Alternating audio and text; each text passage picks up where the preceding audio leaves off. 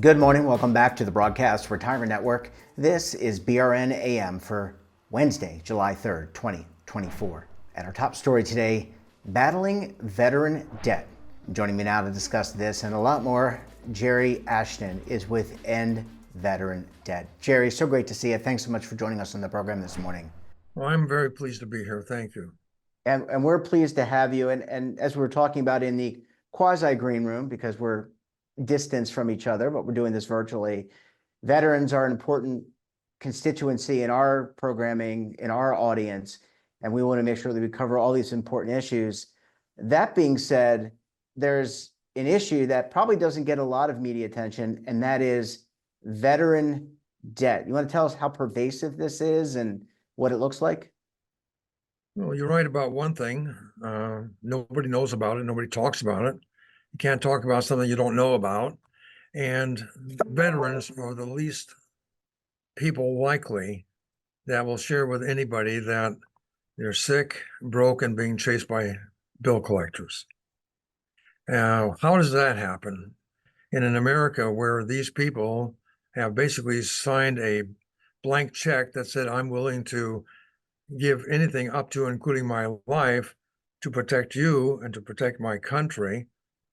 They serve whatever time they serve. In my case, I was a Navy journalist for 4 years, and I did my tour. I was glad to do it, felt great about it. It gave me wonderful skills.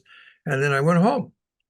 And then there are people that are, spend 20, 30 years of their life making sure that America is guarded and taken care of. Both deserve the appreciation, the attention that they get, and few of them get it because they don't talk about it. What do I mean by that? Well, right now, the VA itself will deny $2 billion worth of medical claims that will be made by veterans.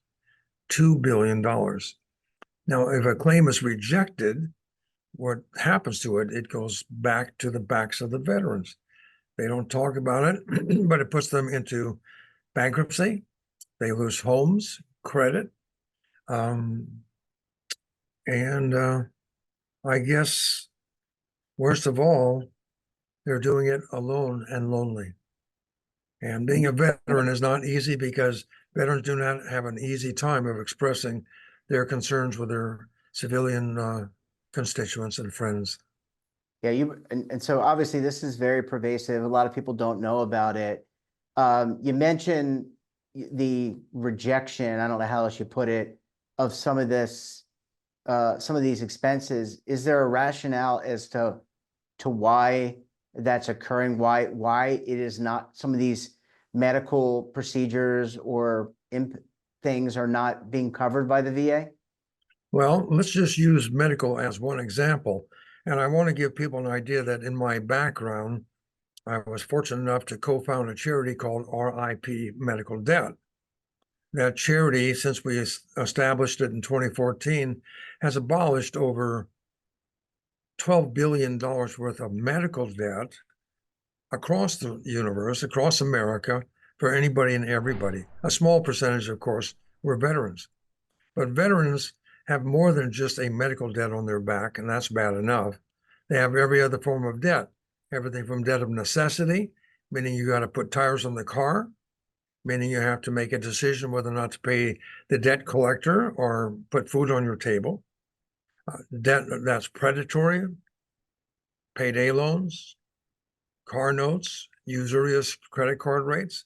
These are all piled on the backs of veterans who, even in their service life, were barely had enough money or enough pay to be able to cover them. So it's the overall picture of debt. Going back to the VA, people don't understand that the VA is discretionary. It can choose who it wants to receive any form of handicap payments or disability payments, or whether or not an ambulance that you took to a civilian hospital is going to be covered, much less the civilian hospital, because in either case, maybe it wasn't a service-related problem. So you see the veteran, and by the way, more than 40% of all veterans, they don't even use the VA. for various reasons. Too far away from any to reach, to go to. And of course, facing the hurdles of qualifying for, for some form of debt relief. Don't get me started. Yeah, no, and I mean, obviously it's a big problem, and I just, I'm just in my brain, I'm just thinking, well, how can you pick and choose who gets a benefit?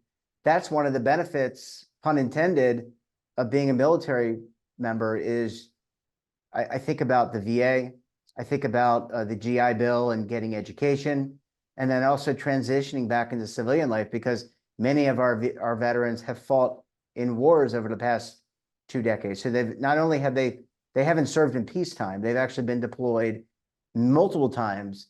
But Yeah. but with that being said, let me ask you, it's not just the impact to the veteran that we're talking about here. It's also their family. And I think about the stress on a spouse or partner, but also the stress, excuse me, on children and other family members. That's a weight not only on the veteran, it's a weight on these individuals as well. Well, let's address that because this is the bigger problem that America needs to recognize and step up to and solve. When I retired from RIP medical debt, I started a 501c3 private charitable foundation called End Veteran Debt. It's a sole purpose: raise awareness, get people participating, and ending veteran debt. Because it's all the things that precede the debt and the things that follow the debt that are destroying the veterans' lives. So you got to get awareness. So what we're putting out now is a campaign called Campaign Operation Debt Day. You've heard of D-Day, right? Absolutely. And We we just all had the celebration of D-Day. Yeah. everybody knows June 6th as D-Day. Well, the veterans in 1944 and 1945 returning home came to a much different America than our veterans are coming to. The GI Bill is not nearly as generous as it was then. The health care was not as pervasive and widely available as it is today. So today's veteran making what you and I call that transition, going from a very structured life where there's purpose, there's meaning, to ending up in a community where, just keeping your job is your mission or purpose for most people. And it's disorienting. Then when the challenges come in, when debt starts piling up with or without the intelligence or the consent of this individual, that's when the stress really shows up. That's when you create what we call suicidal ideation. Very few people are aware of the fact that debt is a social determinant of suicide. The very fact that not only are you facing all the problems that you're facing, but on top of that, you're dealing with debt that's unpaid and unpayable, and you have no place to go. Thank God there are many military charities, local ones as well, more than national, that step up and do their best. But why in the world do we need a charity to step up and take care of our veterans when we should be doing it? So it's this mixed blessing of the work that we're doing. Yeah. And you bring up, and I want to get to that after the commercial break. Jerry, we come back, we're going to talk more about ending veteran debt. How do we do that? How do we make more people aware? You're going to want to stay tuned right here on BRN AM.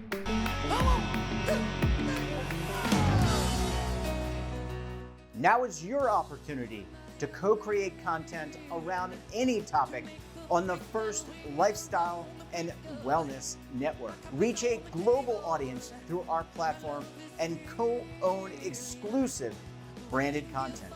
All of our programs are available on demand and also as audio-only podcasts, so you can take us on the go. Broadcast Retirement Network, available anytime, anywhere, and on any device.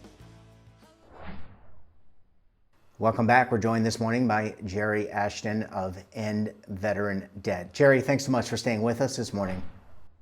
Well, believe me, I have a few more things to say, and Uh, I hope your audience is up for it because I'm going to get real serious here. well, I think they are up for it. And I think our audience has a large constituency of veterans, as does yours. So we appreciate you sticking around. Haven't chased anybody off yet, and that's always good. Jerry, you talked about End Veteran Debt Day. Let's talk about awareness and education. How important is this awareness, and how important is it to provide education to our veterans and their families to avoid taking on debt? Yeah, both of those are excellent questions. You know, a lot of people, out of judgment, of not really understanding things, feel that if somebody's in debt, it's their fault. You know, if they hadn't bought that widescreen TV, taken that taking that vacation, no, if they'd only been more thoughtful. No, it isn't always that case. And you and I both know it, and our listeners know it. Some things come up and slap you alongside the head that you never would have expected. When the when they did a study of veterans and said, "How well are you doing financially?" Less than 50% of them had as much as $500 in the bank to meet an emergency, and the majority of them had no money in the bank in case of emergencies. So that does happen. What to do about it? There are four things that make things happen. And I want your listener, especially your veterans, I'm talking to you guys and gals And gals, yeah. here, because there are four things that are necessary to bring about change. If we want to change this, if we want to make the lives of veterans easier, if we want to reduce veteran suicide, four things. Number one is awareness. If you don't know about it, nobody can do anything about it. So a lot of this is getting awareness. I was lucky with RIP medical debt because John Oliver discovered us and he made us very public to everybody. And we never had to worry about money after that. We don't have a John Oliver for veterans at the moment, but we do need the kind of awareness that even word of mouth, maybe no local newspapers, maybe the very fact that the podcast that you're doing right now is essential to one person listening and saying, I can change that. So it's first awareness. Once people are aware, however, there's another thing that you and I have no control over. It has to register. It has to resonate. It has to touch them. Believe it or not, a lot of people are not touched by someone else's problems. That's their problem, not mine. So, minimal example. I like garden clubs. I'm aware that they exist, but I don't resonate with them. With veteran debt, you have to resonate that this is wrong. This needs to be changed. So once somebody is aware and they're touched, the next thing is education. You're an excellent example of that. Educating people. When you go to endveterandebt.org, you'll find out that we have what is called subject matter experts, people that are there to counsel veterans what to do before the problem and what to do after the problem. But to have that kind of education, why did this happen? How did it happen? How can I go upstream to understand it better and downstream to change it? So aware, touched, educated, because once somebody hits all those three criteria, the only thing left is action, doing something about it. Now, here's my action plan. We created a campaign called Operation Debt Day, not D-Day, Debt Day, because that's what our veterans are facing when they come home. So Operation Debt Day, what does that mean? Go to our website, check it out, and you'll find out that we are seeking to abolish between June 6, 2024 and June 25, 2025, $80 million worth of veteran debt. Symbolically, that's $1 million for every year that's passed since D-Day. So what is that going to require? Well, there's always general donations. Go to our website, donate if you would. You can become what we call a plank owner, which for a huge $500 and up, people can say, okay, I'd like to get on board this ship. I'll own a plank. What do I need to do? And we'd love to have you and process you. We'll even put your website and a link on our page so that people can go back to you and say thank you. And then, of course, there's the campaign itself. We're looking for 80 organizations, 80 individuals, 80 companies that will commit to raising enough money to abolish $1 million worth of veteran debt. How much is that? Well, you're talking to a former bill collector. In the collections industry, I was an executive. My buddy then, Craig Antico, who now has a company called Forgive Co., we both co-founded RIP Medical Debt. So he creates a public benefit corporation, and I create a charity so that we can work together. What I do is I raise the money, and when I give him the money, he goes out and he gets the debt and sees that it's exterminated. It takes for an organization that just wants to abolish that debt and help us with our local work, $30,000 for $1 million. That's 3 cents on the dollar. $30,000 gets rid of $1 million worth of pain. If you're an organization that's a charity, we'll do a co-fundraising with you. The same object is to create that $30,000 to abolish the debt and help us do our work, but then we share the revenue that comes in so that local charities can handle local needs. And that's the guy who needs tires on the car. That's the guy who needs to meet the rent. These are moments of, shall we say, not random acts of kindness, specific acts of kindness. Well, certainly, Jerry, there's a lot of debt to chip away at. This is an important milestone that you and EndVeteranDebt.org are doing. We're going to have you back. We're going to have to continue to chip away at this. There's going to need to be a lot of education, but with education, a lot of awareness. We'll have to check back in with you again very soon. Thanks so much for joining us, and we look forward to having you back on the program again very soon. Well, thank you, and thank you to the audience as well. And that wraps up this episode of BRN AM. Have a topic of interest, someone you think we should talk to, drop us a line. And don't forget, for all the latest curated news in lifestyle, wellness, finance, tech, so much more all in one place, check out today's edition of our daily newsletter, The Morning Pulse. Want to search our archives, check out our latest content, then visit our website. Well, we're not back again tomorrow because it's the July 4th Independence holiday. We'll be back again on Friday, July 5th, with another great show, another great topic, and of course, another great guest. Until then, I'm Jeff Snyder. Stay safe, keep on saving, and don't forget, roll with the changes.